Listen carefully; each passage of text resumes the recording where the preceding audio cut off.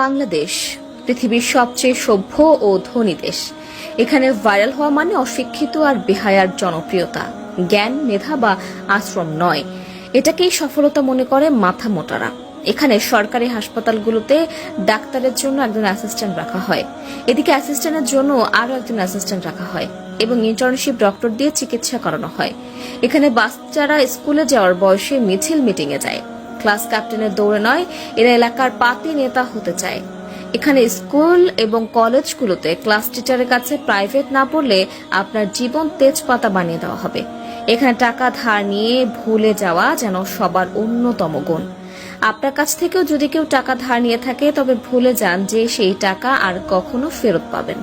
এখানে ছেলে মেয়ে একজন আরেকজনকে জানু, মানু, সোনা, জান এসব বলে তাদের যৌবন শেষ করে দেয়, আর বিয়ে করে 40 বছর পার হয়ে গেলে এখানে দুজন গরিব মিলে আরো 5 থেকে 7 জন গরিবের জন্ম দেয়। এখানে কারো বিপদে কেউ এগিয়ে আসে না, ভাবে কি লাভ, কিন্তু নিজের বেলায় বিপদ এলে তখনই বলে ভালো মানুষের অভাব। তবে ঠিকই দূর থেকে চেয়ে চেয়ে দেখে এবং সেগুলো ভিডিও করে সোশ্যাল মিডিয়া ছেড়ে দেয়। এখানে সবাই লোভী আর খাই খাই স্বভাবের মানুষের বসবাস। যাকেই বিশ্বাস করে সামনে এগোতে সাপোর্ট করবেন, দুদিন পর তার কাছ থেকেই পাবেন করাপশনের আওয়াজ।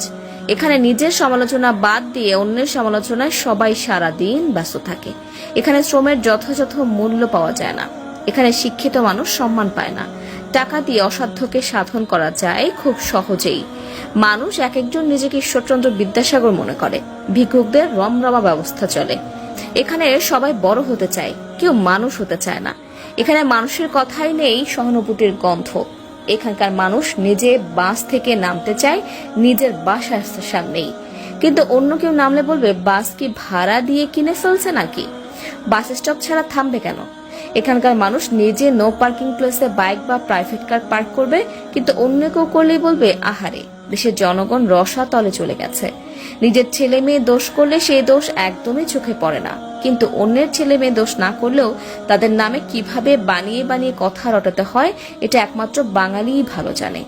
এখানকার মানুষ 100 টাকা স্কুলে বেতন দিতে চায় না, কিন্তু একই স্কুলের টিচারের কাছে তার বাচ্চা যখন প্রাইভেট টিউশনের জন্য 1000 টাকা বেতন দিতেও কার্পণ্য করে না। এখানে কেউ একবার পয়সাওয়ালা হলেই সে সুইজারল্যান্ডে ব্যাংক অ্যাকাউন্ট খুলে সেখানে জমা রাখে।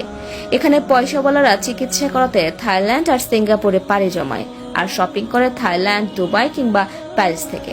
এখানকার পয়সাওয়ালা বাবা মায়ের ছেলেমেয়েরা পড়াশোনা করতে ইউরোপ, আমেরিকা এবং কানাডার মতো দেশগুলোতে পাড়ি জমায়। এখানকার মানুষ বাজারে গিয়ে কোনো প্রোডাক্টের বেশি দাম দেখলে বলে আহা, এত বেশি দাম কেন। আবার সেই একই প্রোডাক্ট যদি কিছুটা ডিসকাউন্ট বা কম দামে বিক্রি করা হয় তখন তারাই বলবে নিশ্চয়ই এটা খারাপ প্রোডাক্ট, না হলে এত কম দামে বিক্রি করছে কিভাবে। এখানকার মানুষ ভাজা পোড়া তেল চর্বি খেয়ে গ্যাস্ট্রিক বানাবে, আবার সেই গ্যাস্ট্রিক কামড়ার জন্যই ওষুধ খাবে। এখানে টাকার জোরেই হয় তাল গাছটা আপনার, অবহেলায় পড়ে থাকে, খোঁজ খবর রাখে না বাপ মার। এখানে শ্রমের মূল্য নেই, চাষ হয় প্রতিনিয়ত হিংসা বিদ্বেষ। মনে হয় আগেই ভালো ছিলাম, এখন ভালোর দিন শেষ।